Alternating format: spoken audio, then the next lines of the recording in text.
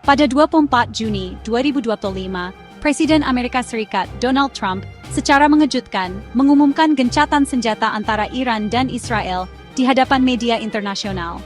Pengumuman ini muncul di tengah meningkatnya ketegangan saat dunia menanti perkembangan terbaru dari konflik yang telah menelan banyak korban jiwa dan menimbulkan kekhawatiran global. Trump menyatakan bahwa gencatan senjata ini merupakan hasil diplomasi intensif yang melibatkan Amerika Serikat, Qatar, dan sejumlah negara Eropa. Ia menegaskan, upaya bersama ini membuka peluang perdamaian meski proses negosiasi berlangsung alot dan penuh tekanan. Gencatan senjata ini dijadwalkan berlaku mulai 25 Juni pukul 6 pagi waktu setempat. Bagi banyak warga di Timur Tengah, pengumuman ini membawa harapan di tengah perang 12 hari yang brutal, yang telah menghancurkan kota-kota dan memisahkan keluarga. Dalam pidatonya, Trump kembali menegaskan peran Amerika Serikat sebagai penengah dunia. Ia menyebut kesepakatan ini sebagai kemenangan diplomasi dan bukti bahwa dialog masih mungkin dilakukan di tengah konflik bersenjata.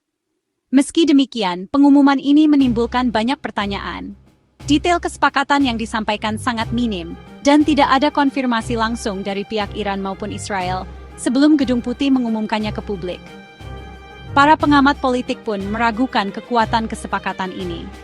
Mereka menilai ada manuver politik di balik layar, dan mempertanyakan apakah gencatan senjata ini akan bertahan lama atau hanya menjadi strategi diplomasi sesaat.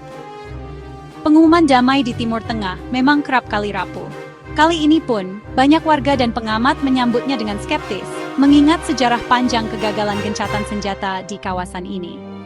Konflik yang telah berkembang menjadi serangan langsung ke ibu kota kedua negara, membuat pengumuman ini terasa terlalu sederhana untuk persoalan yang sangat kompleks. Banyak pihak menilai, jalan menuju perdamaian sejati masih panjang dan penuh tantangan. Israel segera menerima proposal gencatan senjata yang diajukan oleh pihak internasional, menandai perubahan sikap yang cukup signifikan di tengah ketegangan yang terus meningkat. Pemerintah Israel mengklaim bahwa tujuan militernya terhadap Iran telah tercapai, dan kini mereka siap untuk mengurangi eskalasi konflik di kawasan tersebut. Perdana Menteri Benjamin Netanyahu menegaskan bahwa Israel siap kembali ke jalur diplomasi, namun tetap menjaga kesiagaan militernya jika situasi memburuk. Sebaliknya, Iran melalui Menteri Luar Negeri Abbas Araghchi menolak keras proposal tersebut, bahkan menyebut pengumuman Presiden Trump sebagai sebuah tipu daya politik yang tidak dapat dipercaya. Iran menuntut agar Israel benar-benar menghentikan seluruh bentuk agresi dan operasi militer sebelum mereka bersedia duduk di meja perundingan untuk membicarakan perdamaian. Teheran menilai tekanan dari negara-negara barat sangat tidak adil dan menolak keras jika Iran dianggap sebagai pihak agresor dalam konflik ini. Perbedaan sikap yang tajam ini langsung memupus harapan akan tercapainya perdamaian, bahkan memicu perang narasi baru di antara kedua negara. Dunia pun terbelah, sebagian negara menyalahkan Iran atas penolakan tersebut, sementara sebagian lain justru memahami dan mendukung sikap tegas Teheran.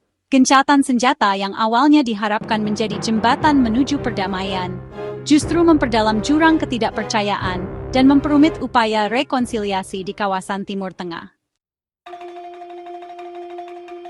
Penolakan Iran didorong oleh kemarahan atas pembunuhan Ismail Haniyeh, pemimpin Hamas di Teheran oleh serangan Israel. Bagi Iran, ini penghinaan besar dan pelanggaran kedaulatan. Kematian Haniyeh dan Komandan Garda Revolusi memicu tekad balas dendam. Iran menilai gencatan senjata hanya upaya Barat menghentikan balasan mereka, bukan solusi adil. Sejarah panjang ketidakpercayaan pada AS dan Israel membuat Iran menolak janji sepihak. Penolakan ini juga untuk menegaskan posisi Iran sebagai kekuatan regional yang mandiri. Iran ingin menunjukkan bahwa mereka tidak tunduk pada tekanan eksternal dan tetap memimpin poros perlawanan. Untuk pertama kalinya dalam sejarah konflik, ibu kota Iran dan Israel menjadi sasaran langsung serangan militer besar-besaran. Serangan ini menandai eskalasi yang belum pernah terjadi sebelumnya, membuat dunia terkejut dan khawatir akan dampaknya. Israel melancarkan serangan ke ratusan target di Teheran, termasuk fasilitas militer strategis dan instalasi nuklir yang sangat dijaga. Ledakan besar terdengar di seluruh kota, memicu kepanikan di antara warga sipil.